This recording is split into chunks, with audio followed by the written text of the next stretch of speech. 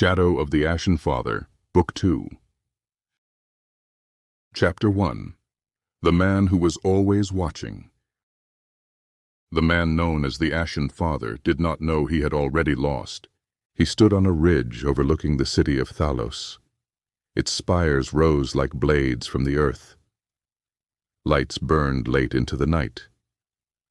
Smoke curled from sanctioned forges. Sigils pulsed along the city walls in measured rhythms. They formed the steady heartbeat of a civilization that believed itself eternal.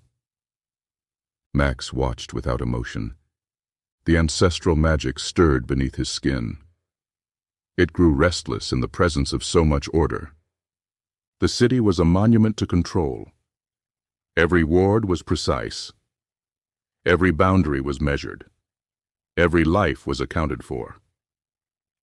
It was the kind of place that would have sanctioned the erasure of Illir Valley without hesitation. It was the kind of place that deserved to fall. He did not enter in anger. He entered because the pull demanded it. Inside the city, something shifted. It was not alarm. It was not panic. It was attention.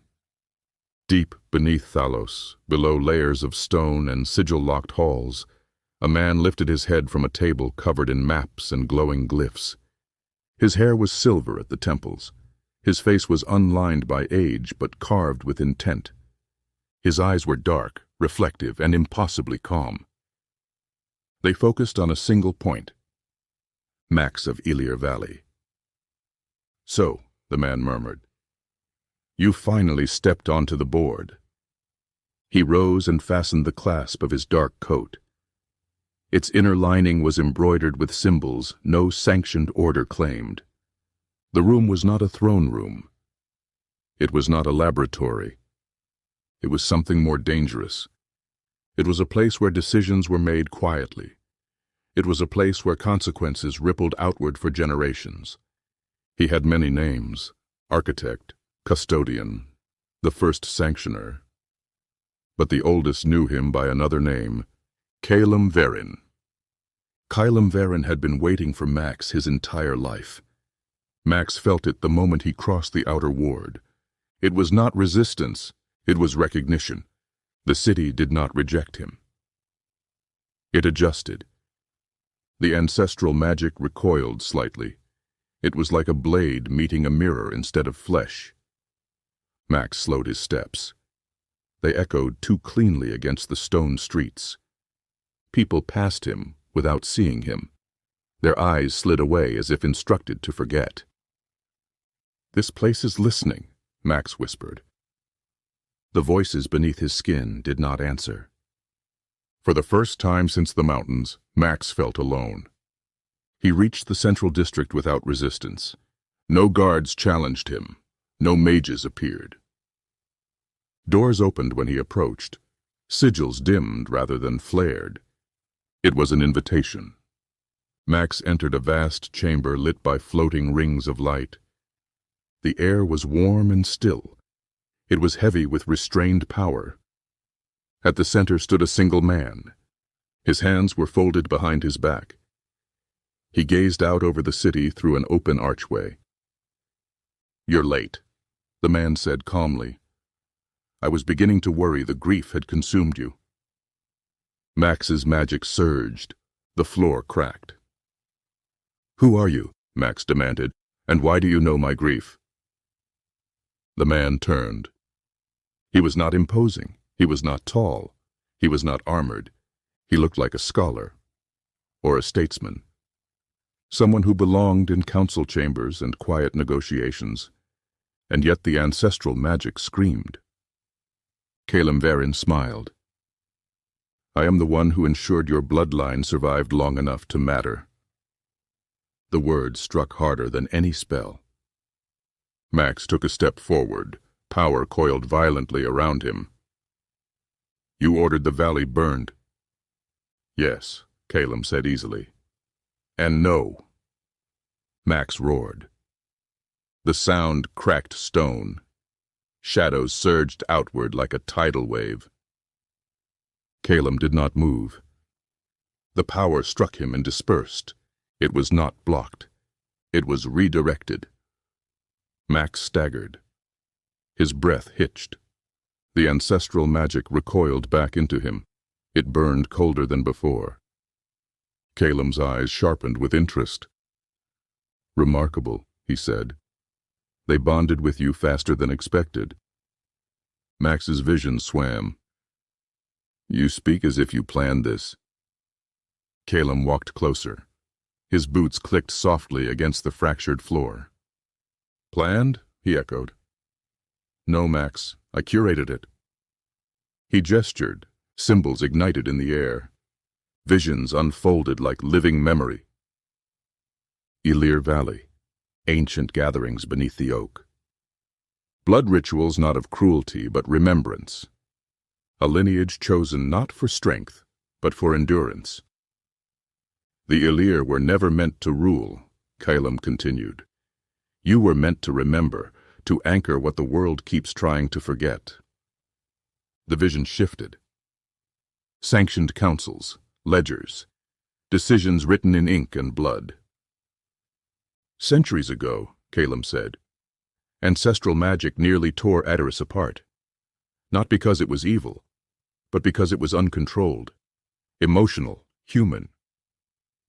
Max clenched his fists. "So you erased us." "We refined you," Calem corrected. "We trimmed the bloodline until only the strongest vessel remained." Understanding crept in slowly.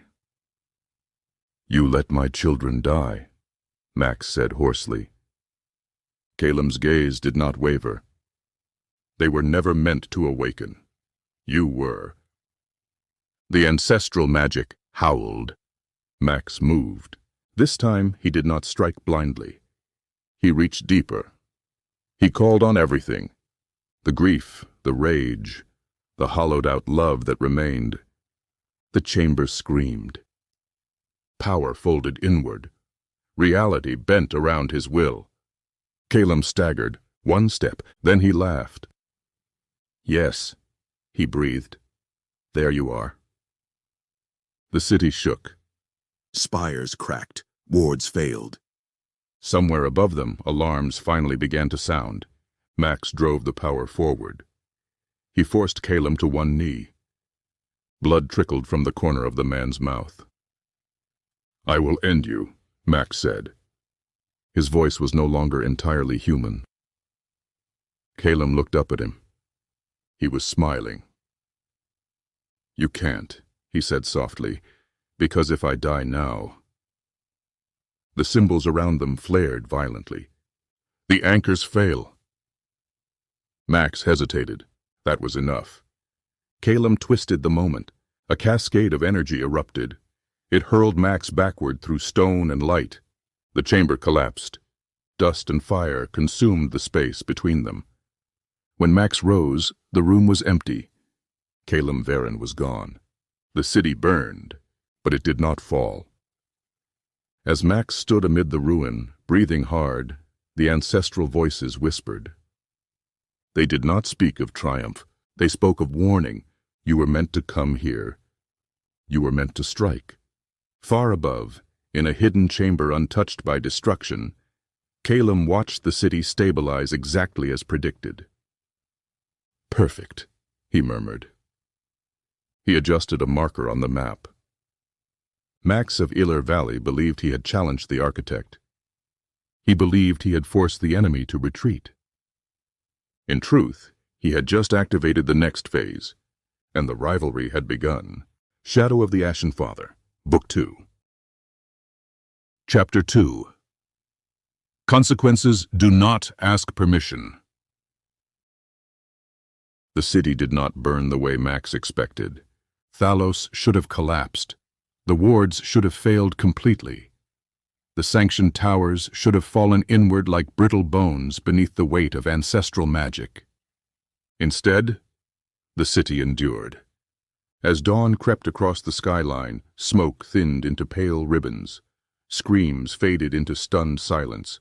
Fires were contained. Streets were sealed. The great sigils carved into the city's foundations still glowed. They were not broken. They were altered. They were recalibrated. They were stabilized. Max stood atop a fractured spire. Ash clung to his cloak. The wind carried the smell of burned stone and scorched sigil work. Something unfamiliar coiled in his chest. Doubt. The ancestral magic was restless. It stirred in a way Max had never felt before. It had been spent with precision and fury, but its return had been muted, like striking stone that absorbed the blow instead of shattering. They adapted, Max murmured. The voices beneath his skin whispered uneasily. Not adaptation, they said, anticipation. Below him, sanctioned forces moved through the streets with frightening efficiency. Mages worked in coordinated circles, their sigils interlocked cleanly. Civil authorities evacuated districts in orderly waves. The city functioned not as a wounded beast. It functioned as a machine designed to endure damage, a machine designed to endure him. Max turned away before they could pinpoint his position. He did not flee. He withdrew. News traveled faster than fire. By the time Max reached the outer territories, rumors had already mutated into legend. Some said the Ashen Father had tried to raise Thalos and failed. Others claimed he had spared it intentionally. A few whispered that the city still stood because it had welcomed him. Max listened in silence as he passed through border towns and river crossings. He did not correct them. Truth no longer mattered the way it once had. But something had changed. People no longer looked at him with awe. They looked at him with calculation. In a roadside village near the eastern plains, Max felt the shift fully. The air tightened as he entered the square. It was not fear. It was expectation. A group of villagers stood waiting. They were tense but deliberate. A middle-aged man stepped forward. His hands were rough with labor. "You're the Ashen Father," he said. Max said nothing. The man swallowed. "We need you to deal with a magistrate," he continued. "He takes children, sells them south." He hesitated. "He's sanctioned." The word landed heavily. Max felt the ancestral magic stir. It was eager. It was hungry for injustice. "Where?" Max asked. The man pointed toward the hills. Max turned to go. Then a woman spoke. "If you fail," she said, "they'll punish us." Max stopped. He turned back. This time he truly looked at them. Their fear was not only of the magistrate, it was fear of consequence. Fear of what happened after the Ashen Father passed through. "I won't fail," Max said. He did not say what it would cost them. The magistrate's estate was fortified. Layers of sigils wrapped the structure. Guards stood watch with the confidence of men protected by law. Max entered without resistance. He ended it without mercy. The ancestral magic moved cleanly, precise, surgical. The magistrate died, knowing exactly why. The guards followed. The estate collapsed inward. Its wards unraveled like rotten thread. Max felt the toll immediately. Warmth drained from his limbs. A memory flickered. Julia's laugh in the morning light. Then it dimmed, its edges blurred. Max clenched his jaw. Worth it. He left before dawn. By noon, sanctioned riders arrived. By dusk, the village burned. Max returned too late. The air stank of smoke and death. Bodies lay where they had fallen. Homes smoldered in silence. The survivors were few.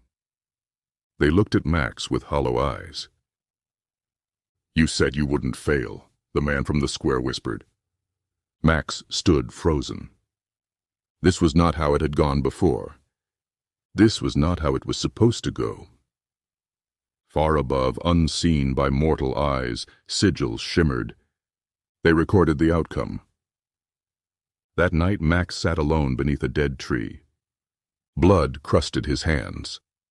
Ash clung to his hair. "I didn't do this," he said aloud. The voices did not answer immediately. When they did, they were quieter than before. "You pulled the thread," the tapestry responded. Max slammed his fist into the earth. "Then what am I supposed to do?" Silence. For the first time, the ancestral magic did not offer certainty. In Thalos, Varen watched the reports arrive. Villages destabilized. Sanctioned reprisals increased. Public sentiment shifted, from awe to fear, from fear to resentment, exactly as projected. "He's accelerating," an aide said quietly. "The backlash is growing." Calum nodded. "Good," he said. "Pressure reveals structure." "And if he adapts?" the aide asked. Calum smiled faintly. "He will," he said. "That's why he's perfect." He moved a marker across the map, slowly, deliberately, toward a convergence point marked not by a city, but by a symbol older than the Concord itself. "The next phase begins," Calum said, "when he realizes the truth." "And what truth is that?" the aide asked. Calum's gaze lingered on the map. "That he is no longer fighting the world." He turned away. His voice softened, almost kind. "He is fighting causality." Max felt it before he understood it. A tightening, a narrowing of paths. Where once injustice drew him freely, now every action rippled outward. Consequences multiplied instead of resolving. The ancestral magic still answered. But the cost was no longer just personal. Others were paying it. And in the hollow space where his certainty had been, a terrible thought began to form. What if Calum was right? What if the world was not resisting him, but using him? The Ashen Father walked on, each step heavier than the last, unaware that the board had shifted again. And this time, the trap was almost ready. Shadow of the Ashen Father, Book 2. Chapter 3. The Shape of the Trap. Max stopped answering the call of injustice. That, more than anything else, terrified him. The ancestral magic still stirred when cruelty lingered. It still whispered when blood cried out to blood. But Max no longer followed it blindly. Every village he saved burned afterward. Every tyrant he ended left a vacuum. Something worse always filled it. Causality. Calum's word echoed in his mind like a curse. Max turned inward instead. If the world itself was reacting to him, then the only path forward led through the architect, through the man who had designed the board, through Varen. The first lead came from a sanctioned archive. It had burned too cleanly to be accidental. Max found it in the ruins of a border outpost. Its stone walls had collapsed inward, as if crushed by invisible hands. There were no bodies, no scorch marks, only a single chamber left intact. Its wards were dormant, not broken, preserved. Inside lay records, old, carefully curated, bloodline suppressions, cultural erasures, valleys renamed, histories rewritten, each action justified with the same word: stabilization. Illir Valley appeared only once. Designation: dormant anchor line. Status: culled to preservation threshold. Max crushed the stone table beneath his hand. They had never intended to erase the Illir. They had intended to prune them. His family had not been collateral. They had been calibration. The second lead came from the magic itself. That night, Max slept beside a frozen stream. The ancestral voices rose, not as a chorus, as individuals. "You are walking backward," one whispered. "He walks ahead of you," another said. "The board is layered," warned a third. "Strike too hard and you fall through." Max woke, gasping. Cold air burned his lungs. For the first time, the voices sounded afraid. The third lead came from Calum himself. Max felt it as pressure behind his eyes. Deliberate, focused, unmistakable. A flare of power, not ancestral, structured, disciplined, placed with care. A signal, a challenge. The sensation pulled Max east, toward the shattered remains of an ancient observatory. It had once been used to chart ley convergence. It stood on a plateau of broken stone. Abandoned. The Concord had declared it unnecessary. They had declared it dangerous. Max arrived at dusk. The observatory was not empty. Kylum Varen stood at its center. His hands rested on a marble plinth etched with overlapping sigils. He wore no armor, no visible wards, only calm. "You're learning," Calum said without turning. "That's good." Max stepped forward. The air thickened instantly. Power coiled tight around him. "You wanted me here," Max said. "Yes." "Why?" Kylum turned. His eyes were sharp, assessing. "Because you've stopped being useful to the world," he said, "and started being interesting to me." Max struck. There was no hesitation, no roar. He compressed everything: grief, rage, memory. He drove it forward with lethal intent. The observatory shattered. Stone vaporized. Sigils screamed. The plateau split, and Calum moved, not away, through. The power carved a scar into the land beyond. Max felt the cost instantly. His breath hitched. Warmth drained from his chest. A memory slipped loose. Osiris. Standing proudly, axe in hand, the image faded. Max screamed. Calum reappeared behind him. Blood trickled from his nose. His eyes were alight with reverence.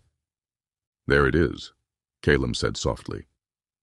"The exact threshold." Max spun. A wave of force slammed Calum into a pillar. Stone cracked. Calum coughed, staggered, but he did not fall. "You feel it now," Calum continued. "Every choice costing you something real." "I'll kill you," Max growled. Calum smiled. "Eventually." They circled one another amid the ruin. "I never wanted to rule," Calum said. "Domination is inefficient, fragile. Empires collapse under their own weight." "Then why?" Max demanded. Calum's expression hardened, not with anger, with conviction. "Because the world cannot be trusted with memory," he said. "Left unchecked, it drowns in grief and blood. You are proof of that." Max laughed bitterly. "You made me." "Yes," Calum said, "and you would have remained a myth if I hadn't." The magic surged again, wild, angry. Max drove it forward again and again, breaking wards as fast as they formed, forcing Calum back. The observatory collapsed fully. Stone screamed as it fell into the abyss below. Calum stumbled. This time he fell to one knee. Max stood over him, power raging, vision narrowing. "End it," Calum said calmly. "Do it. Prove me wrong." Max raised his hand and hesitated. The ancestral voices howled. "Strike now and the lattice breaks. Strike now and the world bleeds." Max's hand trembled. Calum looked up at him. Not afraid, satisfied. "You see it," Calum said. "The cost of ending me is higher than the cost of letting me live." Understanding struck like a blade. Killing Calum would collapse the structures holding the world together. Cities would fall. Millions would die. Calum had bound himself into the system. A keystone. "You monster," Max whispered. Calum smiled, bloodied, unbowed. "And you," he said gently, "are my greatest success." Max roared. He brought the power down, not to kill, to shatter the ground beneath them. The plateau gave way. Calum fell into the darkness below. Max stood alone amid the ruin. His chest heaved. The ancestral magic screamed victory. He had done it. He had removed the architect. Far below, Calum Varen fell through darkness. His body was broken. His breath was shallow. And he laughed. Because the final mechanism had just been engaged. And Max had chosen exactly as predicted. Shadow of the Ashen Father, Book 2. Chapter 4. Victory is a variable. The world reacted within hours. Max felt it first. A subtle pressure shift. Something pervasive. Something wrong. The ancestral magic beneath his skin surged. Then it stuttered. Its rhythm faltered like a wounded heart. Where it had once flowed with grim certainty, now it pulsed unevenly. It overcorrected. It searched. Max stood alone on the broken plateau. He stared into the abyss where Calum Varen had fallen. It should have felt like triumph. It did not. The first city fell before dawn, not to fire, not to invasion, to silence. Max arrived too late. Again, Thalos still stood. But its outer districts were eerily still. People wandered the streets without direction. Their eyes were glassy. Their speech fragmented. Sanctioned sigils flickered erratically. Some flared too bright. Others failed entirely. It was order without guidance, systems without an anchor. Max reached for the ancestral magic. He tried to stabilize what he could. The power slipped. It overreached. It snapped back. Pain tore through him. He fell to one knee. Warmth drained from his body in a sudden brutal rush. A memory tore free. Zara. Watching fireflies beneath the oak. Gone. Max screamed. Across Iteris, the pattern repeated. Magistrates froze, unable to act. Councils deadlocked into paralysis. Sanctioned mages overloaded their own wards. They burned themselves out. They tried desperately to maintain failing systems. The concord fractured, and in its place, nothing. The world did not descend into chaos. It stalled, like a machine missing a critical gear. Max followed the devastation. West, then south. He chased the ripples of collapse. Everywhere he went, the same accusation followed him. Spoken. Or unspoken. You did this. Villagers who once whispered his name in reverence now watched him with terror. Mothers pulled children away when he passed. Men reached for weapons they knew would not help. You broke the balance, one woman spat as Max tried to help her village stabilize its wards. Max had no answer. The ancestral voices were no longer unified. They argued, they contradicted, they overlapped in a discordant storm. This is not how it was meant to be. He was the keystone. You were warned. We warned you. Max pressed his hands to his temples. I didn't know, he whispered. Ignorance does not negate consequence. On the fifth night, the sky changed. The stars dimmed, not vanishing, drifting. The heavens themselves were losing alignment. Ley lines, once invisible, now glowed faintly across the land. They were no longer neatly constrained. Ancestral magic bled into the world, uncontrolled. Old sites awakened, dormant bloodlines stirred. Children cried out in dreams they did not understand. Max felt every one of them. He collapsed beneath the weight, far below the world, far beneath even the ancestral roots Max had touched. Calum Varen opened his eyes. Darkness surrounded him. Not death, depth. His body was broken, bones shattered, blood filled his lungs. And still. He smiled. The fall had carried him exactly where it needed to. Ancient mechanisms responded to his presence. Sigils ignited softly. They recognized him. The deeper lattice awakened. Older than the Concord, older than Ateris itself, it began to realign. Calum coughed. Crimson bloomed in the dark. Phase 3, he rasped. The system accepted him, not as master, as catalyst. Max felt it like a blade through his spine. A connection snapped into place, violent, unavoidable. Calum was not gone. He was everywhere, bound into the world's structure, diffused across lay and law alike, unkillable. "You didn't fall," Max whispered. The ancestral voices fell silent. For the first time since the mountains, Max was truly alone. The realization crushed him. Every step he had taken had driven the world closer to this state. Calum had not needed Max to lose. He had needed Max to win. Max staggered to his feet, his vision blurred, his heart hammered with something close to panic. "What do you want?" he shouted into the empty night. The world answered, not with words, with alignment. Paths narrowed, possibilities collapsed. Far beneath the land, Calum's voice carried faintly. "Through stone, through sigil, through memory and mechanism. Now we see what you do." "Without me to blame?"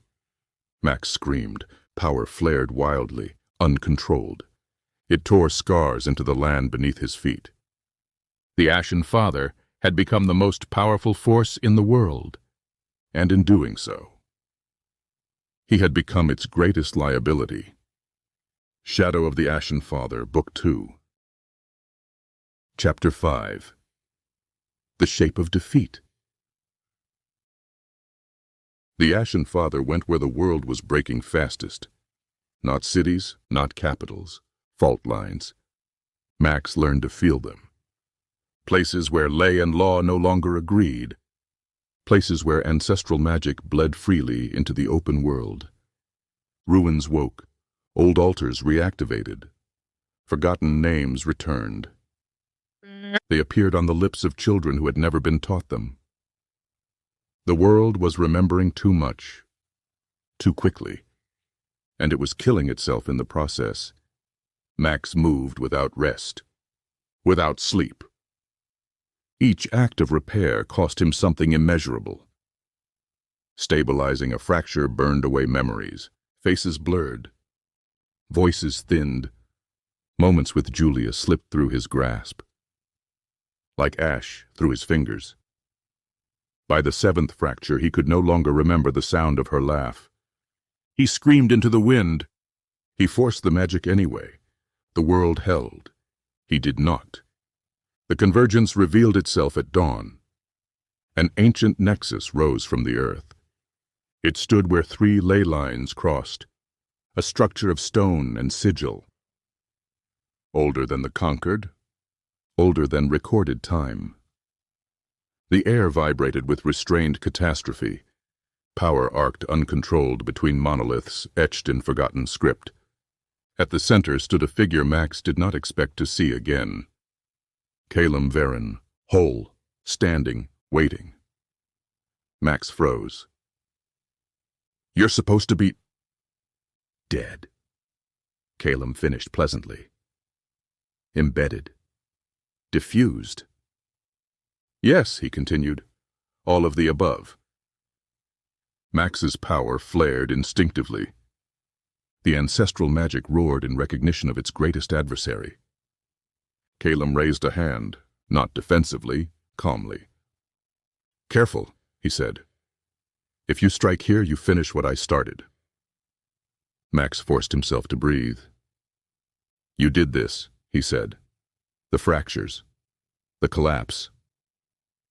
Calum smiled, not cruelly, with genuine admiration. "No," he said. "You did." The monoliths pulsed. "Every system needs pressure to evolve," Calum continued. "The conquered stagnated. Bloodlines slept. The world ossified. You were the variable that broke equilibrium." "I didn't choose this," Max growled. "No," Calum agreed. "You chose justice, vengeance, protection." He stepped closer. "I chose inevitability." They clashed. The impact split the sky. Ancestral fire met sanctioned precision. Raw force collided with engineered intent. Max drove Calum back, again and again. The land buckled beneath them. Stone folded like paper. Calum bled. Max did not stop.